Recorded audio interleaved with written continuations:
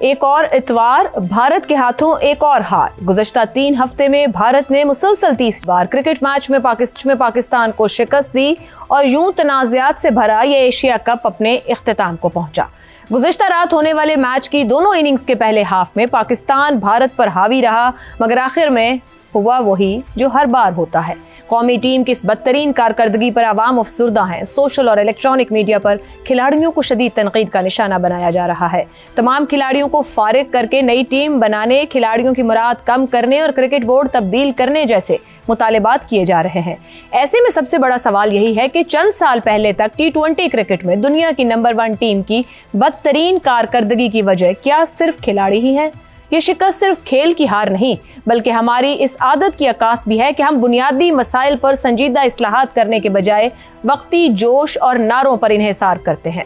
गुज़श्ता 4 साल में chairman PCB की जिम्मेदारी 4 मुख्तलिफ लोगों को दी गई। रमीज राजा, नजम सेठी, ज़का अशरफ और अब गुज़श्ता 1.5 साल से सेनेटर, वजीर दाखिला, वजीर इंसदाद मनशियात मोहसिन नकवी बतौर चेयरमैन PCB जिम्मेदारियां अदा कर रहे हैं। हर चेयरमैन अपना बोर्ड ऑफ गवर्नर्स, अपनी सिलेक्शन कमेटी, जाती पसंद नापसंद और अपने कवानीन से टीम को चलाते रहे हैं। नाकामी की वजूहात भी अब कोई ढकी छुपी नहीं। डोमेस्टिक क्रिकेट का मजबूत ढांचा ना होना, क्रिकेट बोर्ड में सियासत का अमल दखल, चेयरमैन और बोर्ड के ढांचे में बार बार की तब्दीलियां, एहतसाब का फुकदान और मेरिट की खिलाफ वर्जियों समेत इस तनज़्ज़ुले की बहुत सी वजूहात हैं। भारत और पाकिस्तान के दरमियान फर्क सिर्फ बैटिंग, बॉलिंग या फील्डिंग का नहीं, बल्कि उनके मजबूत निज़ाम और हमारे बिखरे हुए ढांचे का है। अब वक्त है कि सवाल पूछा जाए कि आखिर जिम्मेदार कौन है? खिलाड़ी, कोचेस, क्रिकेट बोर्ड या वो पूरे का पूरा निजाम जो क्रिकेट को खेल से ज्यादा सियासत का मैदान बना बैठा है? क्रिकेट एक ऐसा खेल है जिसके लिए पूरी कौम इकट्ठे हंसती और मिलकर तो फिर ऐसे में सवाल ये भी है कि अगर हार जीत खेल का हिस्सा है तो कौम ये पूछ रही है कि हमारे हिस्से की जीत कहाँ है? इसी पर पैनल के सामने सवाल रखेंगे।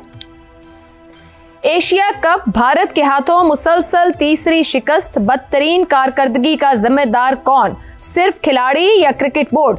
शहजाद साहब, किस किस को अखलाकी तौर पर मुस्ताफी हो जाना चाहिए? अच्छा, सबसे पहले तो आयशा मुझे कुछ भारत के बारे में कहने दीजिए। जी जी। ये हिंदुस्तानी कितने बदकिस्मत लोग हैं, कितने बदकिस्मत लोग हैं कि ये जीत के भी हार जाते हैं। यानी इस कौम के अंदर जो जीत है वो नसीब ही नहीं हुई। अखलाकी दिवालियापन का आप मौका देखिए कि ये अपनी जीत को सेलिब्रेट नहीं करते, ये दूसरे की हार को सेलिब्रेट करते हैं। ये अखलाकी दिवालियापन का सबसे मुस्तनद प्रूफ जो है वो ये होता है। तो ये है बदकिस्मती इस कौम की, भारतीय कौम की। जो कुछ हुआ, जो कल उन्होंने किया, वो एक धब्बा है मेरे ख्याल में। बहुत देर तक एम्बेसडर्स ऑफ पीस होते हैं ना ये लोग, जो खिलाड़ी होते हैं, इनको एम्बेसडर, ये सिंदूर को लेके वहां पे खेल के मैदान में आ गए। वो सिंदूर का जख्म धुल नहीं रहा है। ये मसला है इनका। ये कब उससे निकलेंगे, कब अपनी सिक्योरिटी पाएंगे एज अ कौम, मुझे उसकी समझ नहीं है। बहुत इनसिक्योर छोटी कौम जो कि बदकिस्मती से अपना ये जो अखलाकी उनकी तनज़्ज़ुली है उसका इजहार करने से नहीं रहती। आ जाते हैं। देखिए, 3 चीजें आप पाकिस्तान टीम के अंदर जो मुझे नजर आती हैं, मैंने बड़ा क्लोजली इनको फॉलो किया पिछले इसमें भी और पहले भी करता। इस टीम के अंदर कोचिंग, सबसे बढ़ के कोचिंग, मैनेजमेंट और लीडरशिप, ये 3 चीजें। लीडरशिप किस लेवल पे उस पर बात करते हैं, लेकिन कोचिंग और मैनेजमेंट इनका काम यह है कि टीम की कॉम्पोजिशन को इस तरह बनाना कि टीम एक विनिंग कॉम्बिनेशन के तौर पे और हर किस्म की जरूरत को पूरा करने के तैयार हो। वो नहीं थी। एक ही तरह की सोच के साथ हम गए और उस सोच में जब कोई वेरिएशन आई तो हम उसके ऊपर, क्योंकि हमारे पास एसेट्स नहीं थे, स्किल सेट नहीं था, हम उसको एड्रेस नहीं कर पाए। सबसे बड़ी कमजोरी क्या थी? लीडरशिप के अंदर। और लीडरशिप ऑन द फील्ड, खिलाड़ियों की कसूर। स्किल सेट तो चले हर एक अपना अपना है ना, लेकिन उनको सेलेक्ट करने वाले तो पीछे बैठे हुए थे जिन्होंने सेलेक्ट करके टीम में भेजा। लेकिन जब कप्तान साहब अपना कोई फैसला कर नहीं पाते और हर बॉल के बाद वहां से कोच ने बाहर से पैगाम लेके आना है, तो काहे का कप्तान है? वो असल में कप्तान है ही नहीं, वो सिर्फ एक मैसेंजर है जो उस तरह कर देता है जिस तरह उसको बताया जाता है। गलत टाइम पे गलत फैसले, स्ट्रेस के अंदर गलत फैसले, पता ही नहीं था, कंसेप्शन, मिसमैनेजमेंट होता है ना, गेम को इमेजिन करना और खेल को इमेजिन करना। जो पेस है और जो इंटेंसिटी है T20 की, वो इतनी तेज होती है कि आपको फौरन अपने फैसले बदलने पड़ते हैं और चेंज करना पड़ता है। जो फैसले हुए जिनकी वजह से पाकिस्तान एक जीता हुआ मैच हारा, वो हमारे सबके सामने है। कहीं पे भी ठहराव नहीं ला सका ये लीडर हमारा। वो लीडर है ही नहीं, असल में उसको वहां पर सिर्फ खड़ा कर दिया गया है। तो मेरा अपना ख्याल ये है कि सबसे बड़ी जिम्मेदारी, तो सर हमने ऐसा लीडर खड़ा क्यों नहीं किया? ऐसा बंदा चूज ही क्यों किया जो लीडर नहीं है? एग्जैक्टली। वहां पे मैं सबसे बड़ी जो कमजोरी है वो खिलाड़ियों की और कप्तान की, कि वो अपना वो समझ ही नहीं सके खेल को और वो नहीं दे सके रिजल्ट जो कि उनको दिया जाना चाहिए था। दूसरी बड़ी जिम्मेदारी उस बोर्ड की, उस सिस्टम की, जो कि ऐसे लीडर चुनता है। जब आप लीडर सही नहीं चुनेंगे तो फिर आपको ऐसे ही नताइज मिलेंगे। ठीक। और ऐसी ही चीजें कि मुझे सिर्फ मेरी मर्जी का आदमी चाहिए जो आगे से बात ना कर सके, जो बोल ना सके, मैं जो कहूं उसको पैगाम जो दूं वो फौरन उस पे अमल करे। ये बदकिस्मती होती है कौमों की, किसी भी टीम की। ये खेल नहीं चलते, मुल्क कैसे चल सकते? दुरुस्त हो गया, वेरी वैलिड पॉइंट। रजा रूमी साहब, सही कैप्टन कैसे चुने? इमरान खान के कप्तान जो मौजूद थे, पीसीबी चेयरमैन रमीज राजा थे, शहबाज शरीफ आए तो नजम सेठी आए, पीपल्स पार्टी थी तो ज़का अशरफ, और अब मोहसिन नकवी साहब है। 4 साल में 4 हमारे पास अगर चेयरमैन पीसीबी हैं, सियासी बुनियादों पर भर्ती होगी तो फिर कप्तान और टीम और बाकी तमाम मामला तो मेरिट पर चल पाएंगे। आयशा, मुझे नहीं मालूम कि जो चेयरमैन होता है उसका कितना रोल होता है। चेयरमैन की बिल्कुल अहमियत होती है, लेकिन जहां तक मैंने ये मीडिया में ही पढ़ा है कि बहुत सारे ब्यूरोक्रेट्स जो है वो भी उनकी तैनाती हुई है, और इस तरह के ओहदों पर जहां पर एक्सपर्ट्स होने चाहिए, ना कि जर्नलिस्ट जो होते हैं, चाहे वो सिविल सर्विस के हो या कोई पुलिस के अफसर भी वहां लगे हुए हैं। ये कमाल की बात है। और बारहा पाकिस्तान की टीम की कारकर्दगी जो है वो मतवातिर नाकिस रही है, और उसके बावजूद किसी किस्म की कोई अर्जेंसी नहीं दिखाई दी।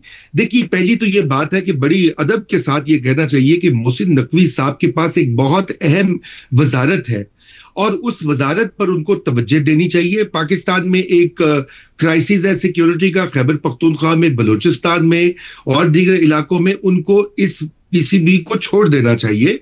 सबसे पहले तो बात बक स्टॉप्स देयर, और कई एक प्रोफेशनल वहां पर चेयरमैन को मुकर्रर करना चाहिए। और जो लोग वहां पे होते हैं, जो कि चलाते हैं ये पूरी चीज, जो कि मुझसे बेहतर, मैं क्रिकेट के मामले में ना बलद हूं, इसलिए मैं ज्यादा बात नहीं कर रहा, लेकिन मैं इतनी बात जानता हूं कि किसी भी इदारे को या ऑर्गेनाइजेशन को मैनेज करने के लिए आपको एक एक्सपर्टीज की जरूरत होती है, जो कि लग रहा है बहुत ही जाहिर और अया है कि उसकी कमी है। Agreed. और वैसे तो ये खेल होता है, खेल में हार जीत होती है, लेकिन हम लोग हैं जज्बाती, हम भी हैं, हिंदुस्तानी भी हैं, क्योंकि ये जिंदगी मौत का मसला बन जाता है, नेशनलिज्म आड़े आ जाता है। अब देखिए ना, नरेंद्र मोदी का जो शर्मनाक किस्म का ट्वीट था, मतलब वो भी एक इंतहा हो गई है कि जो अपने आप को सुपर पावर कहता है मुल्क, उसका वजीर आजम जो है वो एक क्रिकेट के मैच को लेकर ढोल बजा रहा है। कमाल की बात है, ये भी खूब तारीफ। Very valid point. खेल है, मगर उस खेल की तैयारी भी तो होनी चाहिए। हमने तो खेल से ही जवाब देना है। और अगर यहाँ पे मैं ये ऐड कर दूं कि मिथुन मनहास जो हैं वो बीसीसीआई के चेयरमैन गुज़िश्ता रोज ही बने, और वो एक प्रॉपर सिस्टम मौजूद है वहां पे। 3rd कंसेक्यूटिव क्रिकेटर है सौरव गंगुली और रॉजर बिनी के बाद। तो बात है कि स्ट्रक्चर्ड सिस्टम की तलाश है कि वो पीसीबी के पास हो जो डिलीवर करे, और ऐसे खिलाड़ी हैं। हसन निसार साहब, एशिया कप, मुझे पता है आपको क्रिकेट बहुत पसंद नहीं है, मगर मुसलसल तीसरी शिकस्त है, जो ऊपर एक स्ट्रक्चर्ड सिस्टम की बात हो रही है। पाकिस्तान क्रिकेट क्यों नहीं बना सका आज तक ये स्ट्रक्चर्ड सिस्टम? आपने पहला जुमला ही गलत बोला है। क्या हो गया? पसंद ना पसंद नहीं, आई डोंट लाइक इट। आगे चलें। आगे का अब देखो, बात सुनो, ये जिंदगी है ना, सुनते जाओ। ये जिंदगी है। भारतीय असली जंग हार गए, क्रिकेट जीत गए, तो मातम कैसा है? असल में मातम करना है तो मेरिट का करो, जो उस पूरे मुल्क के गिट्टों में बैठा हुआ। ये तो एक अहमी घटिया सी लग्जरी है, कुछ भी नहीं, और हमें जेब नहीं देती। ये भूखे नंगे मुल्कों को इस तरह के काम, उनका फोकस कहीं और होना चाहिए। ये मॉडर्न रोमन अखाड़े हैं, वहाँ ग्लैडिएटर्स होते थे, यहाँ क्रिकेटर्स होते हैं। इन क्रिकेटर्स के असल खेल, क्रिकेट के पीछे और खेल चल रहा होता है जिसमें लंबे चौड़े खब्बे होते। हसन साहब की आवाज चली गई है। ज़ैगम साहब, बैटिंग में गैर जरूरी शॉट्स, बॉलिंग में हमने डिसिप्लिन की कमी, फील्डिंग में गलतियां देखी हैं। हर बार यही कहानी है, और हार के बाद क्रिकेट मैनेजमेंट हो या खिलाड़ी हो, नए सिरे से सीखने का अज़म दोहरा दिया जाता है। ये कब तक चलेगा? आयशा, इस बात को तो मैं जवाब देता हूँ, लेकिन हसन निसार साहब ने एक बहुत ज़बरदस्त बात की कि ये ग्लैडिएटर्स का गेम बन के रह गया क्रिकेट। यानी एक तरह की हमारी वीडियो गेम भी है। हम इसको देखते हैं और खुश होते हैं, हम इसको स्पोर्ट्स नहीं ले रहे। हमें रोने की बात यह है कि पाकिस्तान का नौजवान खेलों में मसरूफ़ ही नहीं है। हमारे पास तो खेल के मैदान ही नहीं है, मैदान है तो खाली पड़े हैं, हमारे नौजवान खेल ही रहे हैं। हमें ऐसे खेल इंट्रोड्यूस करवाने की ज़रूरत है, बहुत सारे खेल, कि जिसको हमारे तमाम नौजवान खेल सकें। अमीर भी, गरीब भी, मिडिल क्लास भी, और नौजवान क्या, बूढ़े और बच्चे भी हमारे खेलों में शामिल हो सके। देखिए, जहाँ तक अब नाकामी का सवाल है, तो खिलाड़ियों की भी नाकामी है, ज़ाहिर उनकी फॉर्म नहीं थी, फिटनेस नहीं थी, फील्डिंग ठीक नहीं थी, फिर जहनी दबाव वो बर्दाश्त नहीं कर सके। लेकिन इसकी जिम्मेदारी भी तो जाकर मैनेजमेंट पर पड़ती है ना। सिलेक्शन कौन करता है, तरबियत किसने करनी है, कोचिंग किसने करनी है, नफ्सियाती तौर पर उनको रेजिलिएंट बनाने के लिए एक्सपर्ट वहाँ पे किसने प्रोवाइड करना है, टीम के डायनामिक्स किसने मैनेज करने हैं जो वन टीम बनकर खेलें, टीम की लीडरशिप को साहब, यही टीम T20 वर्ल्ड कप तक जीतती रही है, T20 में झंडा गाड़े रखा, टॉप पे खिलाड़ी रहे, यही लोग थे, यही टीम थी। हमारी टीमें अच्छा खेल लेती हैं, जीत जाती हैं। हॉकी भी एक जमाने में आपने देखा कि वो ओलंपिक्स भी जीतते थे, मुसलसल जीतते थे, लेकिन जब आप उसको एक साइंसी अंदाज में नहीं खेल रहे होते तो इत्तेफाक से जब ऐसी टीम बन जाती है, ऐसे नौजवान इकट्ठे हो जाते हैं जो जीत के काबिल होते हैं, तो टीम जीतने लगती है। लेकिन जैसे ही फिर उसमें मजीद सियासी मुदाखलत बढ़ती है और वो मसाइल आते हैं, ये सब कमजोरियां आती हैं, तो टीम खेलने के काबिल नहीं रहती। देखिए, आज के दौर में तो जो इंडिविजुअल स्पोर्ट्स हैं वो भी इंडिविजुअल नहीं खेलता, वो भी एज नेशन खेले जाती हैं। उसकी भी तरबियत बचपन से शुरू की जाती है, उसके लिए भी पूरा माहौल होता है, पूरी ट्रेनिंग। जैगम साहब, ये कह सकते हो कि किसी भी टीम का जीतना या खेल में जीत खिलाड़ी की स्पिरिट पर है, मगर हार के लिए उसके पीछे तमाम उसकी, जैसे आपने सिलेक्शन, तरबियत, कोचिंग, ट्रेनिंग की बात की, सब फैक्टर्स शामिल हो जाते हैं।